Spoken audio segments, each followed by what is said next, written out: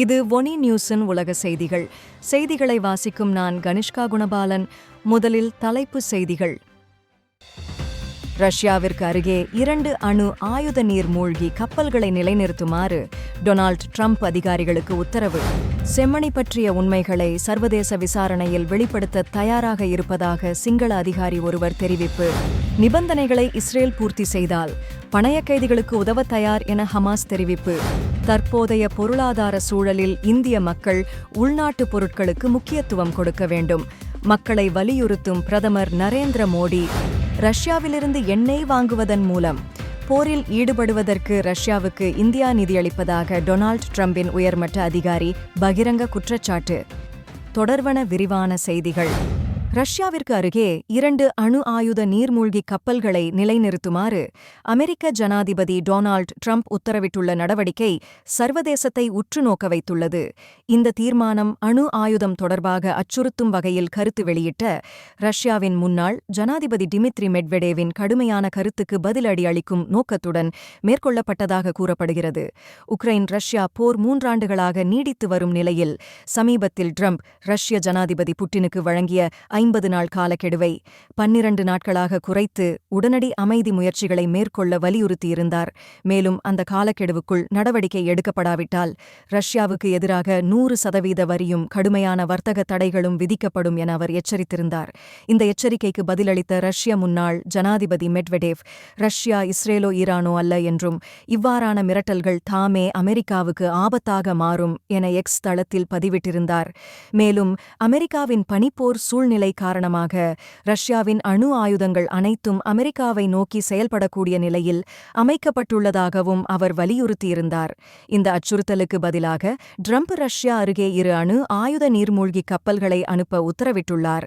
மேலும் வார்த்தைகள் மிக முக்கியமானவை, சில நேரங்களில் அவை தேவையற்ற விளைவுகளை ஏற்படுத்தக்கூடும் என ட்ரம்ப் தனது சமூக வலைதளத்தில் பதிவிட்டுள்ள கருத்தும் இச்சூழ்நிலைக்கு மேலும் பரபரப்பை கூட்டியுள்ளது. யாழ்ப்பாணம் செம்மணி மனித புதைக்குழி விவகாரத்தில் முக்கியமான திருப்புமுனையாக கருதப்படும் வகையில் கிருஷாந்தி குமாரசுவாமி படுகொலை வழக்கில் குற்றவாளியாக கருதப்பட்ட லான்ஸ் கோப்ரல் சோமரத்ன ராஜபக்ச இவ்விவகாரத்தில் உண்மைகளை சர்வதேச விசாரணையில் வெளிப்படுத்த தயாராக இருப்பதாக தெரிவித்துள்ளார். இதனை பொறுத்தவரை அவரது மனைவி விஜயவிக்ரம ஜனாதிபதி அனுரகுமார திசாநாயகவுக்கு எழுதிய கடிதம் ஒன்றில் யுத்த காலத்தில் யாழ்ப்பாணத்தில் இடம்பெற்ற சித்திரவதைகள், படுகொலைகள் தொடர்பான தகவல்களையும் அவருடைய கணவர் வெளிப்படுத்த தயார் என குறிப்பிட்டுள்ளார். இந்த நிலையில் தமிழ்த் தேசிய கட்சிகள் மற்றும் பாராளுமன்ற உறுப்பினர் சிவஞானம் ஸ்ரீதரன் ஆகியோர் இது ஒரு வரலாற்று முக்கியத்துவம் வாய்ந்த சான்றாக கருதி உண்மைகளை வெளிக்கொணர சர்வதேச விசாரணை அவசியம் என வலியுறுத்தியுள்ளனர். சோமரத்ன சிங்களம் பேசும் தரப்பிலிருந்தே வெளிப்படையாக குற்றங்களை ஒப்புக்கொண்டு மேலதிக அதிகாரிகள் தொடர்பான தகவல்களையும் பகிரத் தயார் என தெரிவிப்பது நீண்டகாலமாக தமிழர்கள் முன்வைத்து வந்த சர்வதேச நீதிக்கான கோரிக்கையை தொடர்ந்து வலுப்படுத்துவதாகவே பார்க்கப்படுகிறது. எனவே இலங்கை அரசாங்கம் உள்ளக விசாரணைகளை மீண்டும் மீண்டும் கூறிக்கொண்டே ஏமாற்றும் நிலையை விட்டுவிட்டு சர்வதேச விசாரணையை ஏற்க வேண்டிய நேரம் இது என அவர்கள் வலியுறுத்துகின்றனர். காசா நிலவரம் மீண்டும் கவலைக்குரிய வகையில் திரும்பியுள்ளது. ஹமாஸ் இயக்கம் ஞாயிற்றுக்கிழமை அறிவித்ததாவது: சில நிபந்தனைகளை இஸ்ரேல் பூர்த்தி செய்தால் காசாவில் கைப்பற்றியிருக்கும் பணைய கைதிகளுக்கு செஞ்சிலுவைச் சங்கத்துடன் இணைந்து உதவிக்கரம் நீட்ட தயாராக இருப்பதாகும். இந்த அறிவிப்பு ஹமாஸ் குழுவினரால் சிறைபிடிக்கப்பட்ட இஸ்ரேலிய பணைய கைதி எவியதார் டேவிட்டின் காணொளிகள் வெளியாகி சர்வதேச அதிருப்தியை ஏற்படுத்தியதன் பின்னணியில் வந்துள்ளது. வெளியான காணொளிகளில் 24 வயதான டேவிட்டின் நிலை மிக மோசமாகவே காணப்பட்டது. அவர் மிகவும் வாடித்திருக்கும் தோற்றத்தில் தோள்பட்டையில் காயங்களும் தென்பட்டன. இந்த காட்சிகள் பெரும் சர்ச்சையை ஏற்படுத்தியன. ஐரோப்பிய ஒன்றிய வெளியுறவுக் கொள்கை தலைவர் காஜா கல்லாஸ் இந்த காணொளிகளை பயங்கரமானவை என்றும் ஹமாஸின் வன்முறையை வெளிப்படுத்துவதாகவும் கடுமையாக விமர்சித்துள்ளார். இதனிடையே இஸ்ரேலிய பிரதமர் பெஞ்சமின் நெதன்யாகு செஞ்சிலுவைச் சங்கத்திடம் பணைய கைதிகளுக்கு மனிதாபிமான உதவிகளை வழங்கும் வகையில் நடவடிக்கை எடுக்கும்படி கோரிக்கை வைத்துள்ளார். ஹமாஸ் செய்தித் தொடர்பாளர் அபு ஒபைதா, இஸ்ரேலால் சில நிபந்தனைகள் பூர்த்தி செய்யப்பட்டால் உதவி விநியோகத்தில் தாங்கள் ஒத்துழைக்க தயாராக உள்ளதாக தெரிவித்தார்.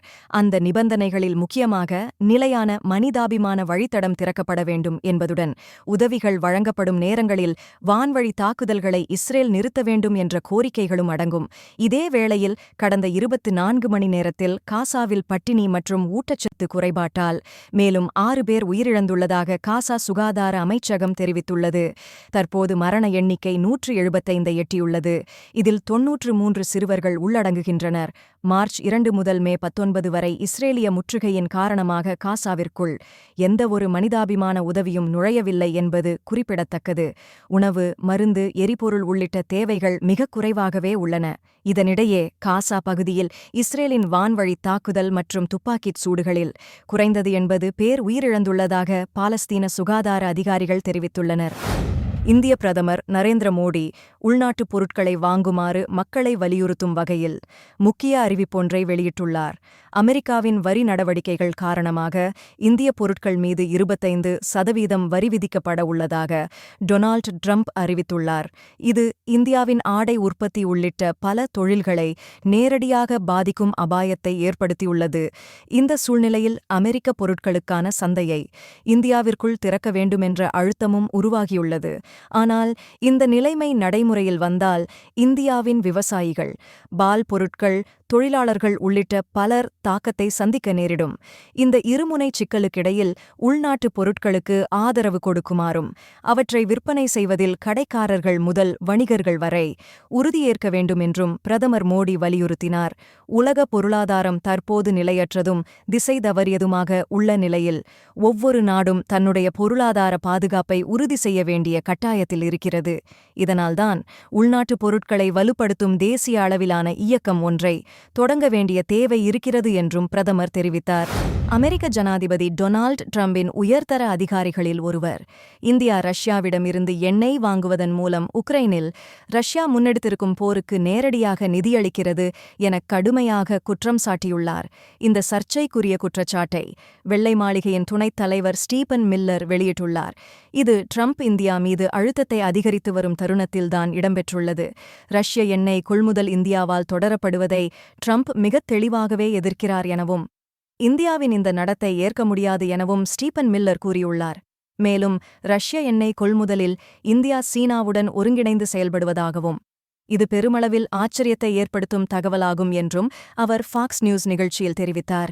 அத்துடன் ரஷ்யாவிடமிருந்து இராணுவ உபகரணங்கள் மற்றும் எண்ணெய் வாங்குவதற்காக இந்தியா மேற்கொண்ட நடவடிக்கைகளுக்கு பதிலளிக்க ட்ரம்ப் நிர்வாகம் இந்தியா போன்ற நாடுகளிலிருந்து இறக்குமதி செய்யும் சில பொருட்களுக்கு 25% வரியை அமல்படுத்தியுள்ளது.